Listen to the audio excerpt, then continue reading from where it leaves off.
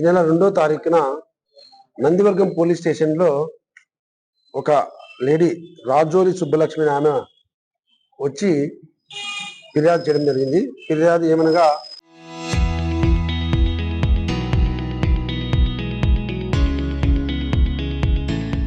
తన కూతుర్ని Nandivargam police station పరిధిలోని బీరవోలు గ్రామానికి ఇచ్చినారని, ఆమె కనపడలేదని చెప్పి వాళ్ళ అల్లుడైనటువంటి వెంకటస్వామి వచ్చి చెప్పినాడని చెప్పి వాళ్ళు ఎక్కడ ఎతికినా కూడా కనపడలేదు అని చెప్పి ఫిర్యాదు చేయడంతో మొట్టమొదటిగా మిస్సింగ్ కేసుగా నమోదు చేయడమైంది. విచారణలో భాగంగా విచారించగా భర్తనే ఆమెను చంపేసి ఆ శవం కనపడకుండా పూడ్చినారని తెలిసింది. మిస్సింగ్ కేసు కట్టిన తర్వాత దర్యాప్తు చేయడంలో ఈ భర్త కనిపించకుండా వెళ్ళిపోతాడు. పోలీస్ వారు మేము వెతుకుతున్నారని తెలిసి ఆ తర్వాత ఇతను ఎక్కడ పూడ్చిపెట్టినది బాడీని వాళ్ళ అన్నలైనటువంటి వెంకటస్వామి వాళ్ళ అన్నలైనటువంటి వెంకటరమణ శ్రీనివాసులు ఇద్దరు సహాయం తీసుకొని అతను పూడ్చడం జరిగింది. ఒక మోటార్ సైకిల్ వాడడం జరిగింది. నేరానికి మోటార్ సైకిల్ కూడా ఇందులో సీజ్ చేయడం. బాడీని పూడ్చిపెట్టినారు కాబట్టి దీన్ని తహసీల్దార్ గారు ఎగ్జిబిషన్ చేసి బాడీని తవ్వి మళ్ళా ఓపెన్ చేసి అక్కడే స్పాట్ పిఎం చేయడం జరిగింది.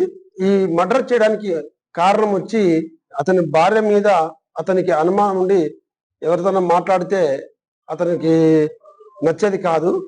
దానికి అతను ఎలాగైనా ఆమెని అంతమొందించాలనే మనసులో బలంగా పెట్టుకొని ఆమెని ఈ నెల 29వ తారీఖు గని పని ఉందని చెప్పి పలుకూరుకి వెళ్దామని వాళ్ళ ఊరు నుంచి వెళ్తూ జీఎన్ఎస్ఎస్ బ్రిడ్జ్ దగ్గర వచ్చిన తర్వాత అక్కడ రైట్ సైడ్ 1.8 కిలోమీటర్స్ దూరంలో చెరువుపల్లికి సంబంధించిన మధ్యలేటి పొలంలోకి తీసుకెళ్లి అక్కడ ఆమెతో పనిందని ఫస్ట్ మొదటగా తీసుకెళ్తాడు. ఆ తర్వాత అక్కడ ఆమెకు రివీల్ చేస్తారు చంపాలని.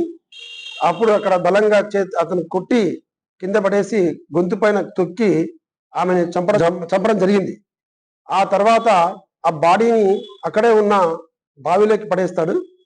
పడేసిన తర్వాత రాళ్ళు కట్టి శవానికి బావిలోకి వేస్తే అనుమానం వచ్చి 2 days తర్వాత 1వ తారీఖు పోయి చూస్తే అక్కడ బాడీ తేలి ఉంటుంది.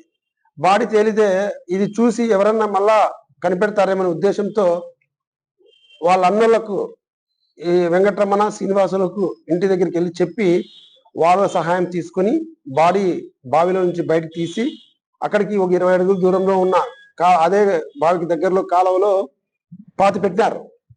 ముగ్గురు కూడా నిన్న మేము అదుపులో తీసుకొని వాళ్ళే ఆ ప్లేస్ ని చూపించడం జరిగింది. ఎగ్జిబిషన్ చేయడం కూడా జరిగింది.